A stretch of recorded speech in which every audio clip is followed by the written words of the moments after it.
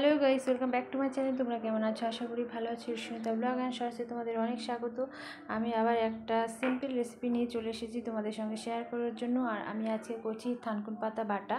তো আমি আজকে একটু অন্যভাবে করছি এই বাটা রেসিপিটা। তো দেখতে থেকে কেউ স্কিপ করবে না, পুরো ভিডিও আমার সঙ্গে থেকে দেখবে, তোমাদের কিন্তু খুব ভালো লাগবে।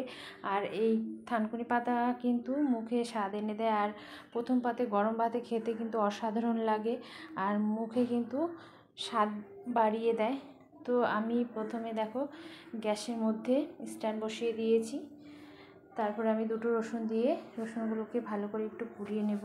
আর এদিকে আমি শাকের ডাঁটাগুলো কেটে নিয়েছি। দেখো এভাবে কেটে আমি শাকগুলো নিয়ে নিয়েছি শুধু।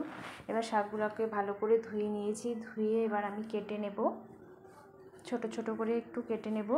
আর এদিকে আমি গ্যাসে দেখো রসুনগুলো মানে হয়ে গিয়েছে। তারপরে আমি দিয়ে দিয়েছি দুটো শুকনো লঙ্কা আর 4টে কাঁচা লঙ্কা। তো আমি ওইভাবে পুড়িয়ে নিলাম।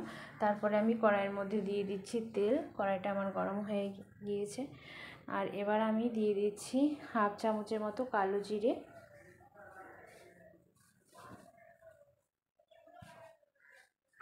কালো জিরেটা হয়ে গেছে। এবার আমি কেটে রাখা শাকগুলো দিয়ে দিচ্ছি।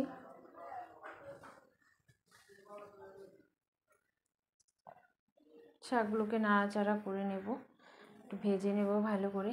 এরকম সিম্পল রেসিপি কিন্তু খুব ভালো লাগে। যখন কিছু দিয়ে ভাত না খেতে ইচ্ছে করে তখন কিন্তু এই ছোট ছোট বাটা শাক পাতা এগুলো দিয়ে কিন্তু ভাত খেতে ইচ্ছে করে। মুখে রুচি না থাকলেও কিন্তু এসব দিয়ে ভাত খেতে ইচ্ছে করে, আর খেলে কিন্তু মনটা তখন ভরে যায় বা পেটটাও ভরে যায়।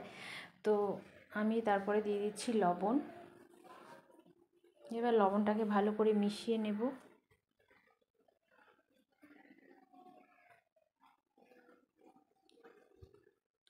তো আমি তারপরে দিয়ে দিচ্ছি দেখো আরও 4টে লঙ্কা।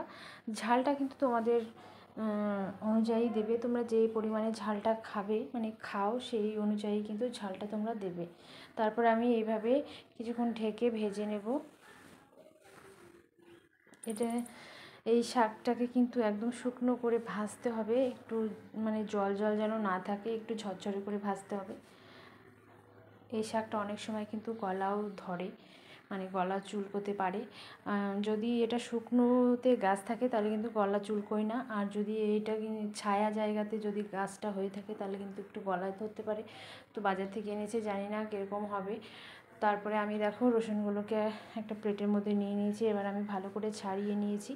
দেখো রসুনের চোচাগুলো ভালো করে ছাড়িয়ে একদম পরিষ্কার করে তারপরে আমি লঙ্কাগুলোকেও ছাড়িয়ে নিয়েছি।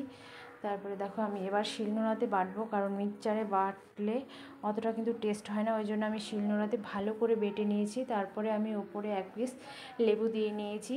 তার উপর থেকে একটু সর্ষের তেল দিয়ে দিচ্ছি, কারণ এটা যদি গলা চুলকায় অনেকজনে লেবু ব্যবহার করে। তো আমি ওই জন্য একটু লেবু দিয়ে দিলাম। যার ইচ্ছা হবে লেবু দেবে, নাহলে লেবুটা অ্যাভয়েড করবে।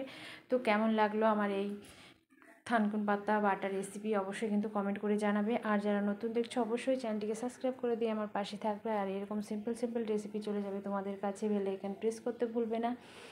তো সব মিলিয়ে আমার ভিডিও তোমাদের কেমন লাগলো অবশ্যই কিন্তু কমেন্ট করে জানাবে। সবাই খুব ভালো থাকবে, সুস্থ থাকবে। আবার অন্য কোনো ভিডিওতে দেখা হবে। আর এই সপ্তাহে পুরো থাকছে আমার সিম্পল সিম্পল রেসিপি। তো গরম ভাতে প্রথম পাতে খেতে কিন্তু অসাধারণ লাগবে। তোমরা কিন্তু অবশ্যই ট্রাই করবে। সবাই খুব ভালো থাকবে। টাটা।